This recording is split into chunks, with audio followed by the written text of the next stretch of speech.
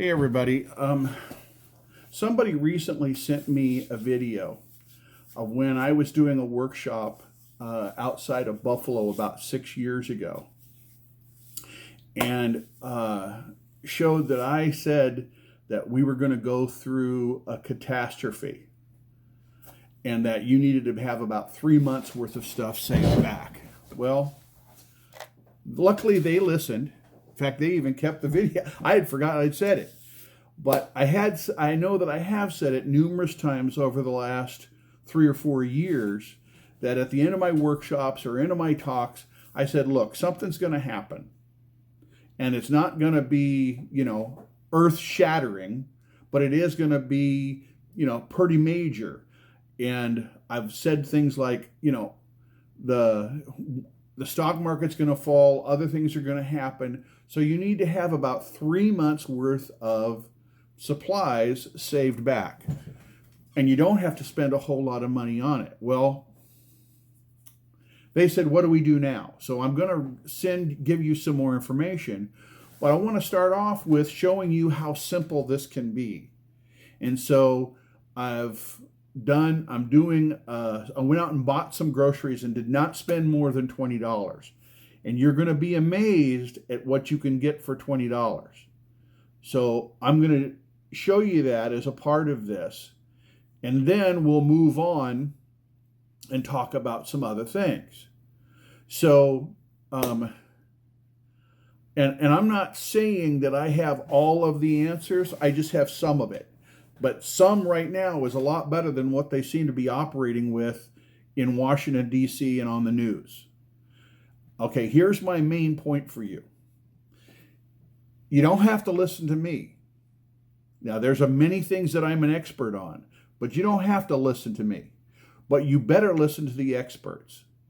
Because if you're listening to the news or you're listening to politicians, these politicians are trying to do what is politically expedient for them. They don't give a damn about what happens to you and your family. Okay? They want something to look good. Now, I don't mean to be sounding like I'm beating anybody up, because I'm not. I'm not talking about parties, because they're all doing it. Some of them are making it look worse, and some of them are making it work better with either party. What I'm saying is that you need to get your family's health as your important thing, and you need to listen to the health experts. Okay? And my sister Carmen, who's in Africa right now as a medical missionary, and my hearts and prayers, I hope you all say a prayer for her, because she's in some tough situations over there with her and her husband. But besides that, okay, I also want you to give your thoughts and your energy and your prayer to the people who are actually doing the work. And I also want you to give them your attention, because they're going to tell you when it's safe to go home, when it's safe to leave the house, when it's safe to do whatever. And those are the people we need to be listening to. But eventually, this is all going to go away. But what you need to do is start looking at what you have of value now. I mean, for example,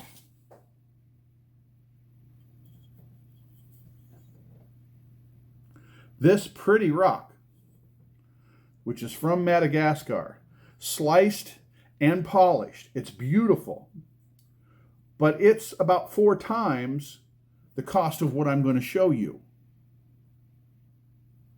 Okay, so here is that little bit of video, and then I'll come back. So this is that amount of groceries I was talking about, that you could literally go out and go to a dollar store and get enough food to survive on. This food right here would be enough if you prepared it properly. In other words, ate from one package until it was gone, but you could combine enough of these other elements that are here that you could at least make some survivable meals. And having pasta, breakfast, lunch, and dinner might not be the best thing to do for you long-term health-wise, but I'm not talking about that. I'm talking about that if all you have to spend on groceries is about 20 bucks. This is 20 bucks. And it would easily make 30 meals. 30 good portioned, servable meals. Okay. Done properly. So, and what I mean by that is if you take a can of this and a can of this and mix it with some of these pastas, that would produce about 5 to 8 meals depending on what it was. Now, folks, you know that I'm a cook, I'm a chef. This is not what I would serve you if you came to my house for dinner, but this is survival. So it's doable, it's possible. And even if you're watching this after this pandemic or halfway through the pandemic, or you should at least have, this kind of stuff will also store for next to forever. You may have to repackage the pasta so it doesn't go stale, but it would still be edible many years from now. So having something like this in the upper closet or in a box in your storeroom is what I was talking about 6 years ago. So folks, if you have some way of heating food, whether that be a microwave or whether that be your oven or whatever, then you can at least survive this. Thanks, folks, for sticking with me. Let me give you a few more things here. Most of us haven't been prepared for this financially. What I've been telling people since the 80s is that you need to have at least 3 months worth of income saved back. If you had done that, would you have as many worries and stressors as you do right now?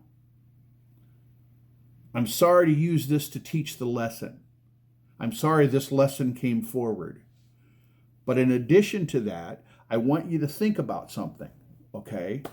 If you take, let's say you make $2,000 a month. I don't know how you make it. Maybe I should take your workshop. But let's say you make $2,000 a month. So 10% of $2,000 is $200. If you were to save that and put that aside, I know that sounds like a huge chunk, but let me give you a reality. Wouldn't you like to have that $200 right now? Okay. If your boss said, look, the company's gotten smaller, everybody's got to do 10% less time, would you not go back to work? So think of it this way. Think of this as more of a have to, not a want to. It doesn't have to be forever, but get yourself built up to where you have in savings, like an old Christmas fund, this $2,000, at least that. And it might take you a year, but imagine where you would be financially right now if you had that as a backlog. Now, I'm not talking about a savings account. I mean, you're probably going to have to use a savings account to get this built up. But you don't want to look at this as usable money. Because if you do, the next time you have a situation like this, even if it's a personal one, let's say you do lose your job in the future. Wouldn't it be nice to have a backlog? Okay? That's what I'm talking about. I'm talking about you being prepared for your own life. I'm not talking about some grandiose, big-ass thing like they do on TV. I'm talking about you being prepared for your own life. The other thing is that the reason why you need to save back food is for your own life. I'm not talking about Gucci bags or designer food storage. There's simple things that you can do. A cardboard box works just as well. So there are little things that you can do. Now, the reason why Elizabeth and I are not in a position where we're desperate and going crazy is because we've been doing these things. we have a way to take care of ourselves. Okay? Not everybody else, but that ain't our job. Okay? So, focus on you. Focus on your needs. You need to have food, shelter, and clothing. Okay? Folks, if a meteor hits the planet, or we have a world war and a bomb goes off across the street, you're not going to worry about any of this anyway. I'm talking about you surviving your own life. Okay? And I'm going to do more on this, but I just wanted you to get the idea that there are practical things that you can do that allow you to be prepared for these situations, not only now, but in the future. With a little bit of forethought and preparation. Okay, so now, why am I doing this? I see a lot of people suffering. And I don't want that to be anybody I care about, which is pretty much the whole planet. I have been in every country in the world, I think. Usually they're because of business. Sometimes they're because of the military.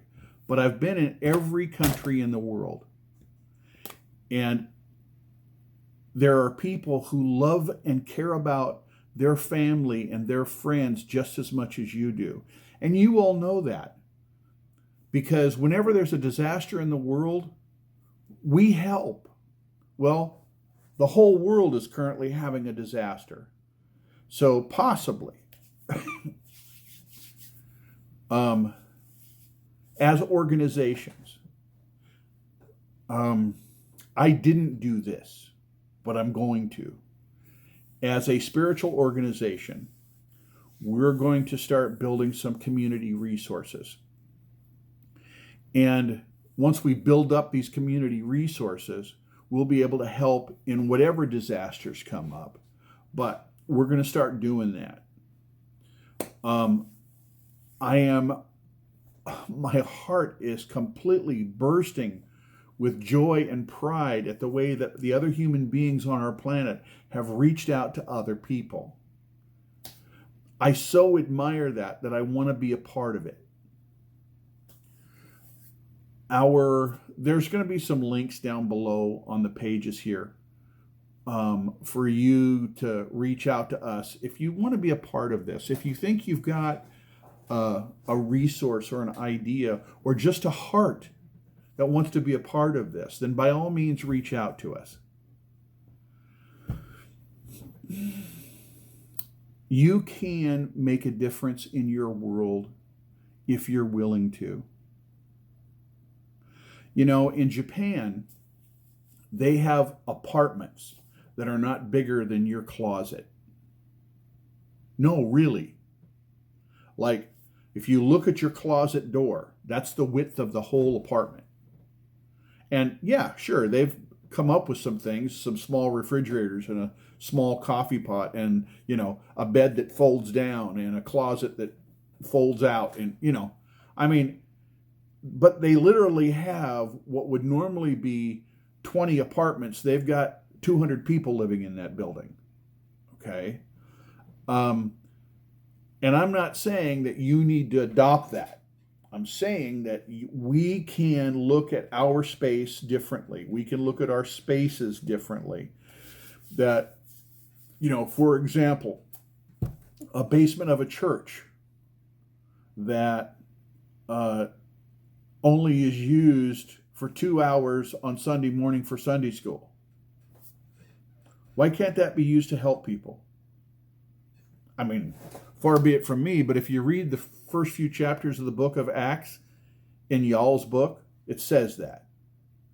Now, there are other organizations. There's Northwest Harvest out of the Seattle area. There is, a lot of different missions around the country. There are St. Vincent de Paul. There's the Salvation Army. And literally, God bless every one of them. I'm sure that they're maxed out right now. But there are things that we can do as a New Age, metaphysical, pagan, Wiccan community that is going to help our society and prepare us to move forward. If you want to be a part of that, then let's talk about it. Let's do a Zoom call. Let's share ideas. I'm certainly willing to participate. Look, if you all want me to be the janitor, I'll be the janitor. Okay? But I don't really need to have, more plaques and awards on my wall. I took most of that stuff down anyway. But I don't really need all of that. But what I can do is marshal a world of resources to help pull something together that really helps our community when it becomes disenfranchised. So reach out to me. Let me know what your thoughts are. Bless you. And I hope that this finds you healthy. I hope that you can lead toward prosperity in the coming days. But again, the links are down below.